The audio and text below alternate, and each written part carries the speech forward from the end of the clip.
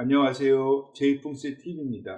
시청자 여러분, 이번 해에 제2의 역사 인물 이야기는 똑똑한 아내와 머리 나쁜 남편의 역대급 속터짐이란 제목으로 현모 양처의 귀감으로 추앙받는 신사임당의 결코 행복하지 못했던 결혼생활, 아니 현대 같으면 가정 불화로 몇 번이나 이혼을 했을 만한 이야기를 방송합니다.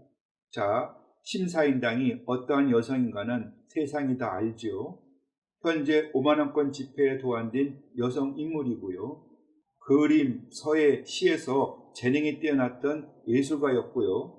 그리고 대학자인 율곡 이희 선생의 어머니로 유명합니다. 그런데요, 솔직히 말해 그녀가 현모임은 틀림이 없으나 남편에게 어질고 착한 아내, 즉 양처였다고는 말하기가 어렵습니다.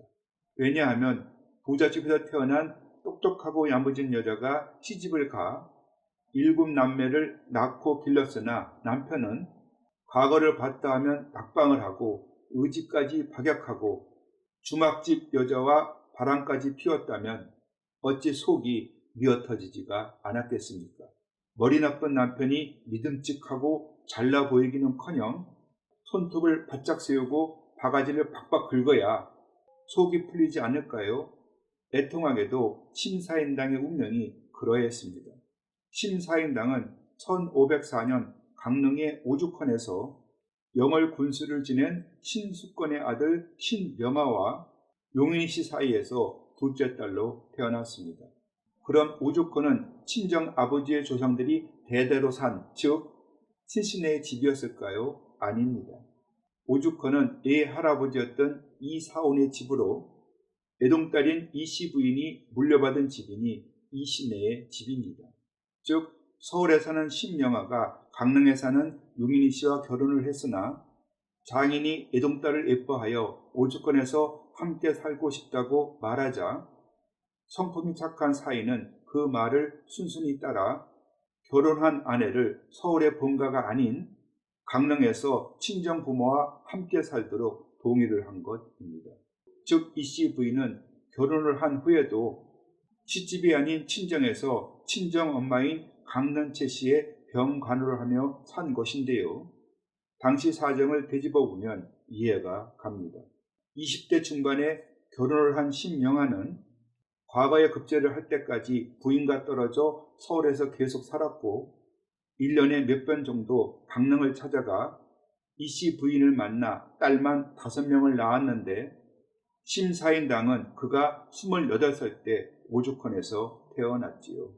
강릉의 부자였던 이사오는 서울에서 혼자 과거 공부를 하는 사이를 물심양면으로 힘껏 도왔으나 신명하는 과거에서 몇 번 낙방을 하더니 결국 41살의 늦은 나이로 속가인 진사과에 합격하여 진사가 됐습니다.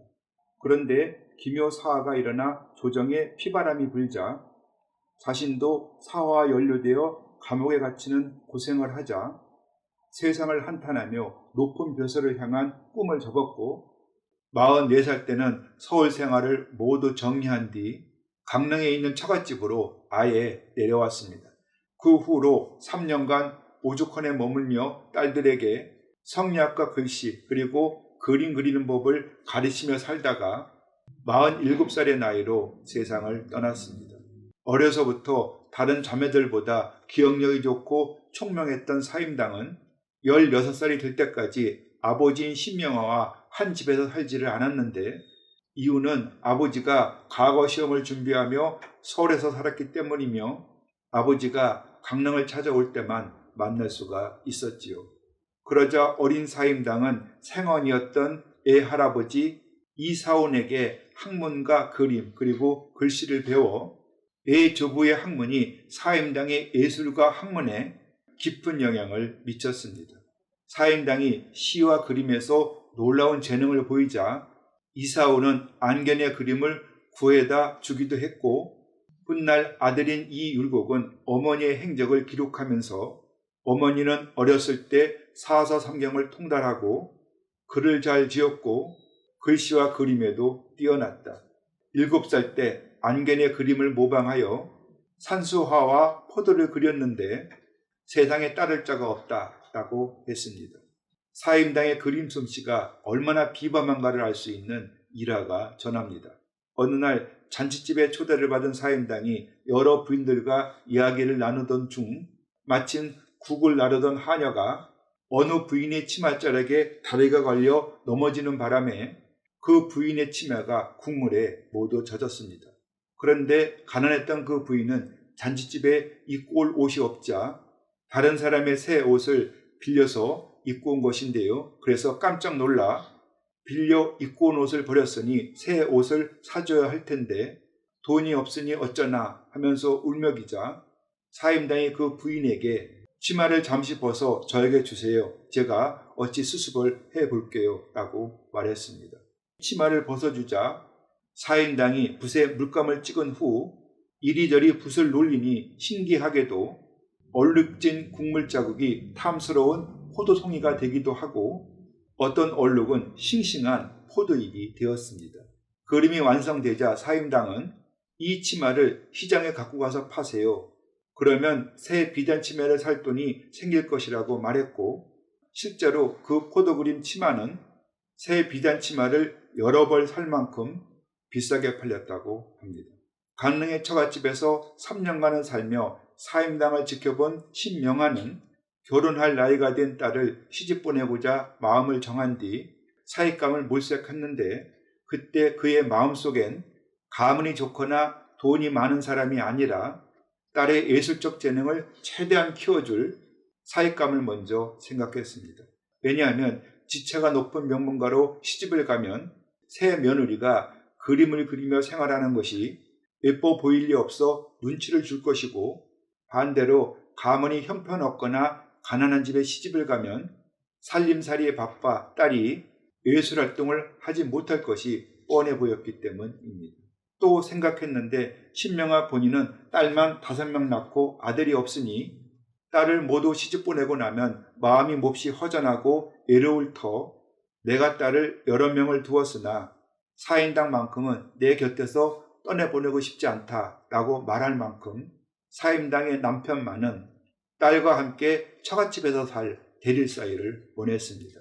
즉 신명아는 딸의 예술적 재능을 무시하지 않고 응원해주는 보통의 양반집 도령을 또 자기가 아내를 친정집에서 평생도록 살도록 승낙을 해준 것처럼 딸 역시 결혼한 후에도 시집이 아닌 강릉의 친정집에서 계속 살도록 배려를 해줄 남자를 사익감을 찾은 것인데 이 조건에 딱 맞는 사람이 바로 사임당보다 3살이 많은 이원수였습니다. 그는 벼슬을 하지 못하고 24살에 죽은 이천과 남양 홍씨가 낳은 자식인데 비록 사임당의 집안보단 신분의 격이 낮았지만 그래도 당숙인 이기와 이행 두 형제가 정승을 지낸 어엿한 덕수 이시내의 양반집이었습니다. 그러나 이원수는 조상 때부터 파주 일곡리에 터를 잡고 산 경기도 촌놈이고 6살 때 부친이 죽고 홀 어머니인 홍씨의 슬하에서 독자로 자라 야물지 못하고 성격도 유약해 똑똑한 딸이 충분히 휘어잡고 살만한 남자라고 생각했고 또 이원수 주변에는 딸에게 고된 시집살이를 시킬 가까운 친척이 없으니 딸이 시집살이가 아닌 친정살이가 가능할 것이라 생각했기 때문입니다. 즉 이원수는 신명아가 보기에 딸의 예술적 재능을 보장받으면서 아들을 못 둔 가문을 보존기 위해 일부러 착한 성격과 부실한 능력 그리고 보통 집안의 청년을 고르고 골라 맞이한 대리사였던 것입니다. 혼인을 할 때 남자에게 장가를 든다라는 말은 남자가 결혼 후 장인 장모가 사는 집, 즉 장가에 들어가 산다는 뜻이지요. 모계사였던 옛날의 풍습이지만 결혼한 딸이 시댁으로 가서 사는 대신 대리사위가 된 신랑이 처가에서 일을 해주며 함께 살다가 첫 아이를 낳으면 비로소 독립을 하여 나갔습니다. 1522년 19살인 사임당은 22살의 이원수와 결혼을 했고 사이가 처갓집에 머무는 풍습에 따라 강릉에서 신혼살림을 차렸습니다. 강릉은 바다와 인접해 있지만 논밭이 드넓고 기후가 따뜻하여 천석군의 부자들이 수두룩했는데 강릉토였던 신명하 역시 하인을 170명이나 거느린 큰 부자였습니다. 그런데 결혼을 한 그 해에 신명하가 세상을 떠나자 사임당은 친정에 계속 머물며 친정아버지의 삼년상을 치렀고 그 와중에 맏아들인 이선이 태어났습니다.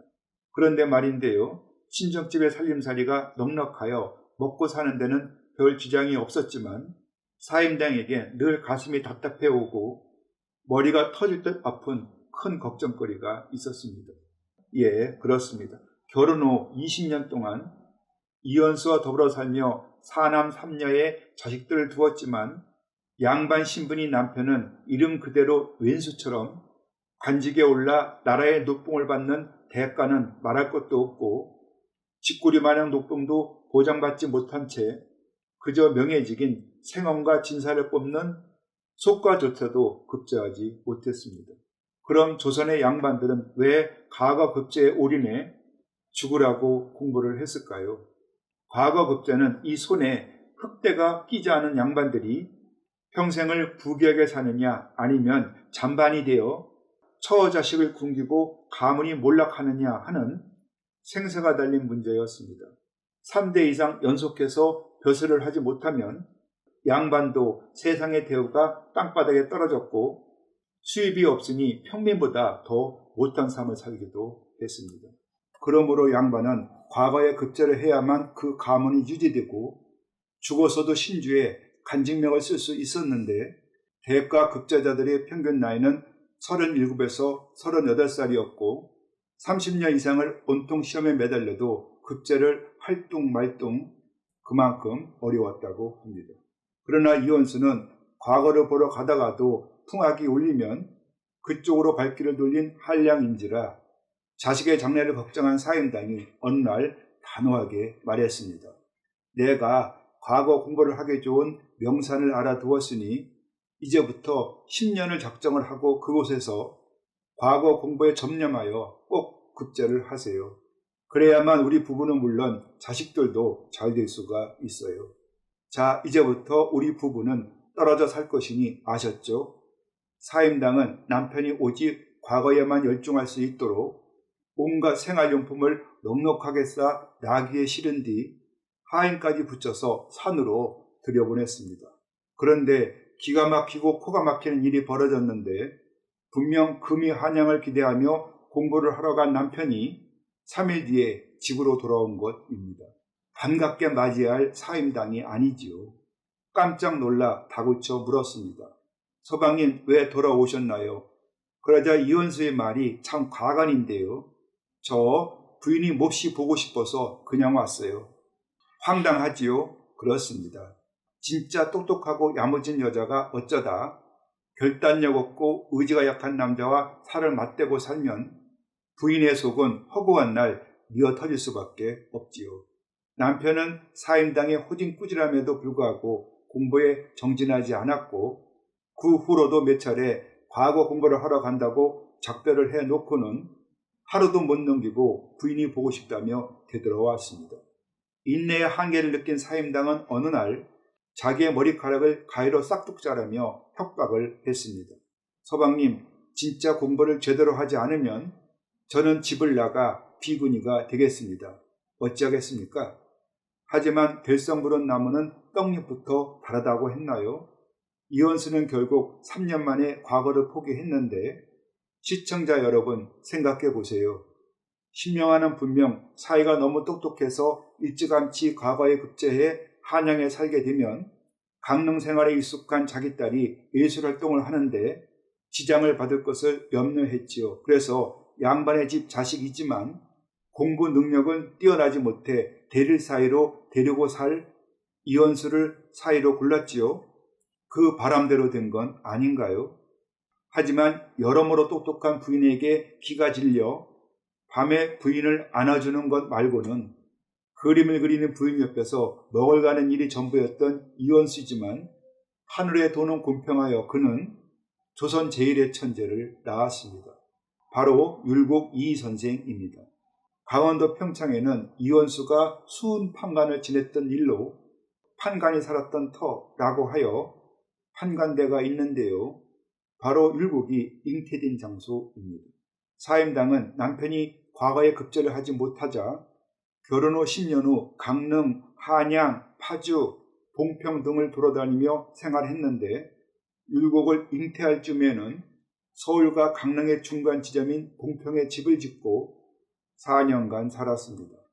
30대 중반 파주의 본가에서 과거 공부를 하던 이원수가 하루는 봉평의 집으로 찾아가던 중 어느 주막에서 잠을 잤는데 밤이 깊었을 때였습니다. 과부였던 주모는 커다란 용이 자기 가슴으로 안겨오는 꿈을 꾸고 비범한 인물을 잉태할 태몽이라고 여겨 남자를 기다렸는데 마침 이원수를 보자 비범한 서기가 얼굴에 가득해 부끄러움을 무릅쓰고 주안성을 들고 이원수가 자는 방으로 들어가 같이 잠을 잘 것을 호소했습니다.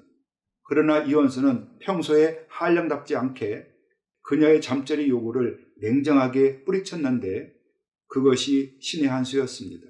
한편 오죽헌에 머물며 친정 어머니의 병 간호를 하던 사임당도 청룡이 가슴으로 안겨오는 꿈을 꾸고 범상치 않다고 생각해 봉평의 집으로 급히 돌아왔더니 남편이 이미 와 있었고 그날 밤 부부가 잠자리를 하자 사임당이 율곡을 잉태한 것입니다.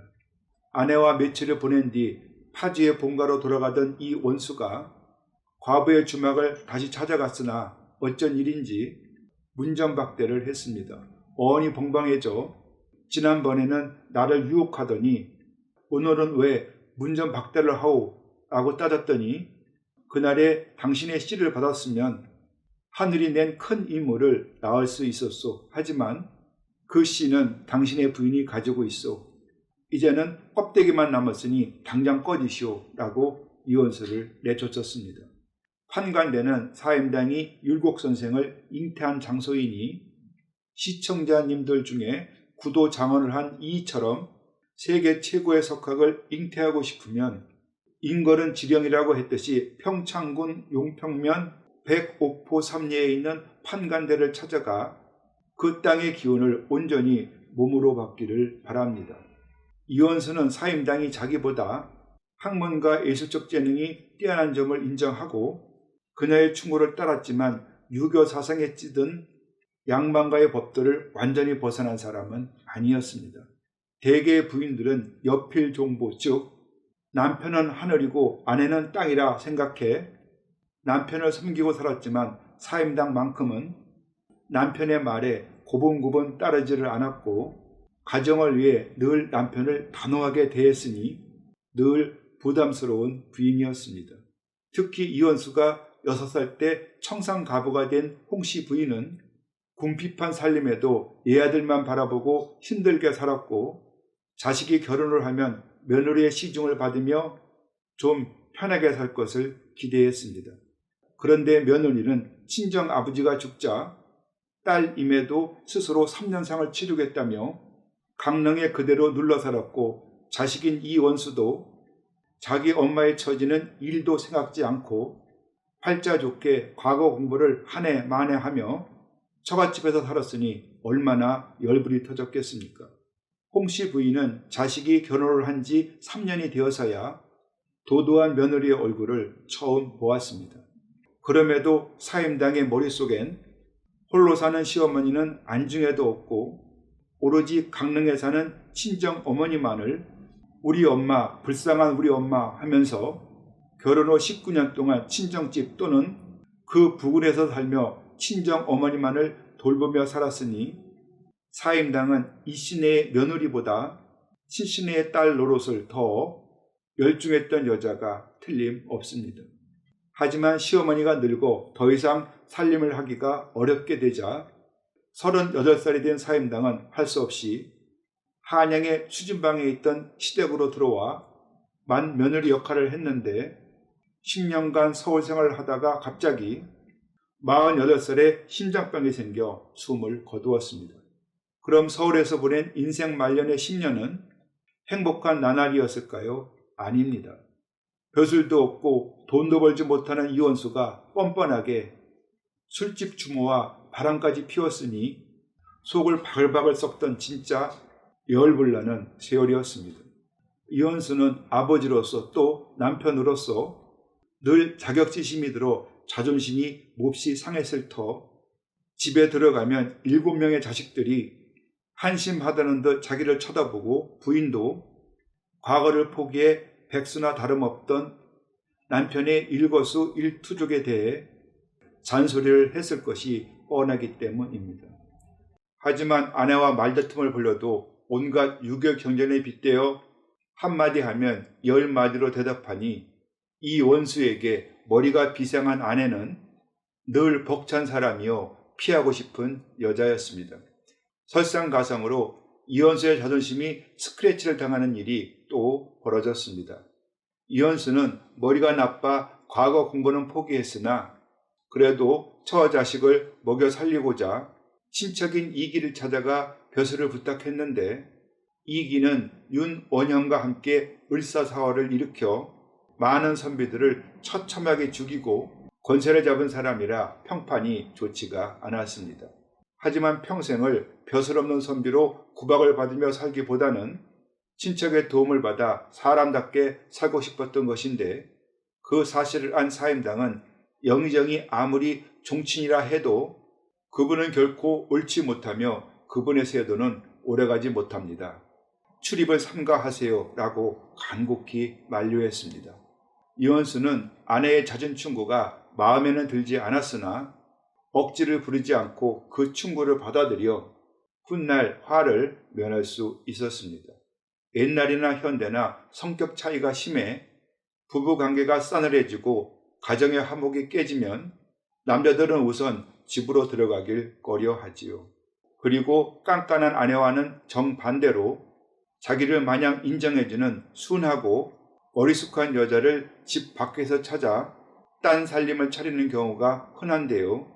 한평생을 부인에게 눌려 수만 번 크게 쉬지 못하고 살던 이원수는 한 풀이라도 하듯 술집 주모인 권씨와 눈이 맞아 방을 얻어 따로 살았습니다. 소위 부인 몰래 첩을 둔 것인데요. 권씨 부인은 새벽부터 술을 마셔야 자리에서 일어나는 알코올 중독자였고 비위에 거슬리는 일이 있으면 빈 항아리에 머리를 쳐 박고는 큰 소리로 운 소위 또라이였습니다. 그럼에도 이원수는 상대 하기가 벅찬 사임당보다 권씨가 더 좋았습니다.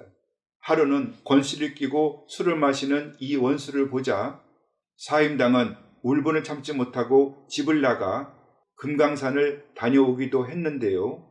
죽음이 가까워졌을 때 권씨의 존재를 불쾌하게 생각한 사임당은 그녀가 자녀들의 새 엄마가 되지 않을까 염려해서 남편에게 단도직입적으로 말했습니다.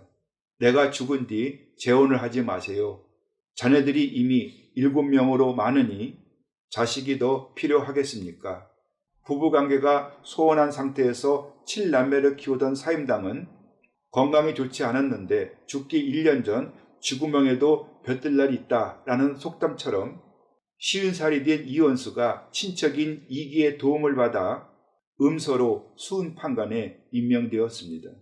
이 관직은 지방에서 나라에 세금으로 바치는 곡식을 배에 실어 한양으로 운반해 오는 일을 감독하는 직책으로 종오품의 미관 말직인데요.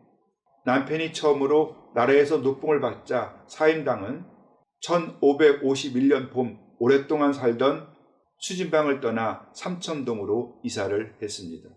이사를 한 지 얼마 되지 않아 이원수는 평안도의 쇄국을 운반하기 위해 집을 떠났고 이때에 북쪽 지방의 견문을 넓혀주려고 이선과 셋째 아들인 이의를 함께 데리고 갔습니다.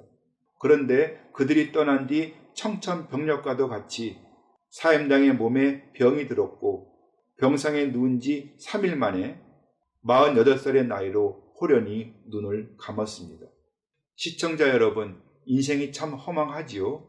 자, 생각해 보세요. 사임당은 19살의 이원수와 결혼해 29년을 사는 동안 전반부 19년은 강릉에서 친정 엄마를 모시며 살았고 후반부 10년은 서울에서 시어머니를 모시고 가난 속에서 살림을 꾸려왔는데 남편이 운 좋게 판관 벼슬에 오르고 자식들도 성장해 이제야 가뜩이나 빠듯한 살림을 벗어나 여유로운 삶으로 나가려 할 때 지지리도 복도 없이 세상을 떠났고 파주시 법원읍 동문리에 있는 자원서원내에 묻혔습니다.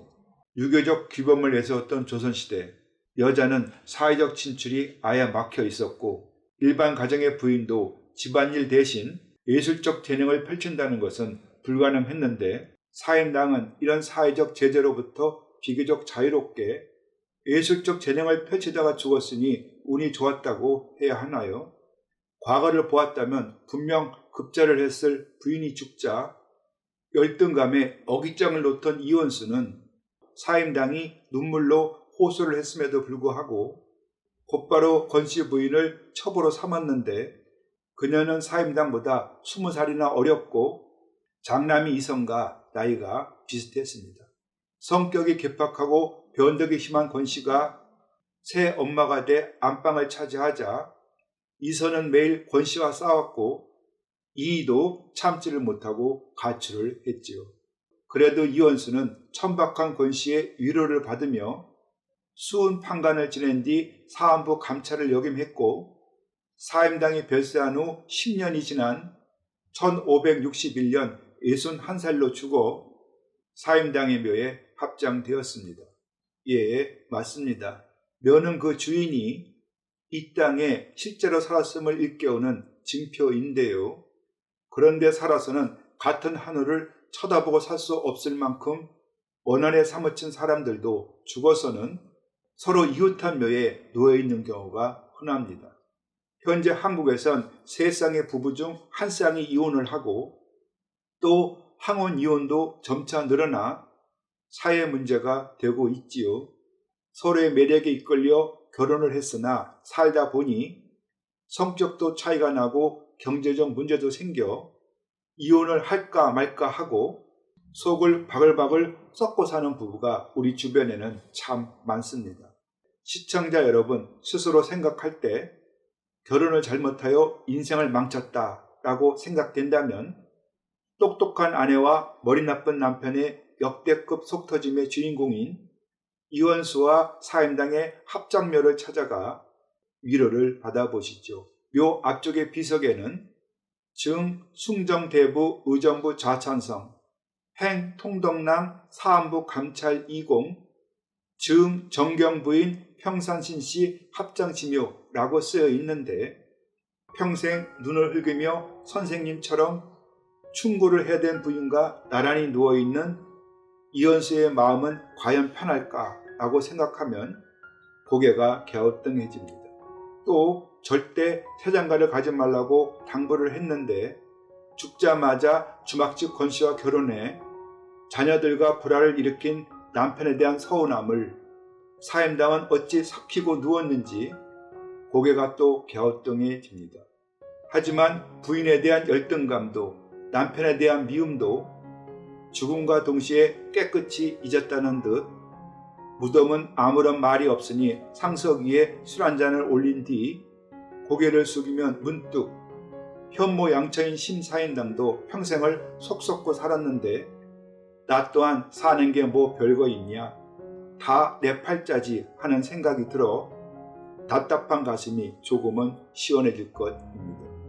꼭 해보시길 바랍니다. 예, 그렇습니다.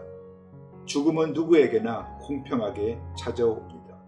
세상을 사는 동안 물질의 노예가 되어 100만 년, 1000만 년을 살 것처럼 발버둥을 치지만 결국 100년도 못 살고 가는 것이 우리네 인생입니다. 시청자님들도 잘 아시죠?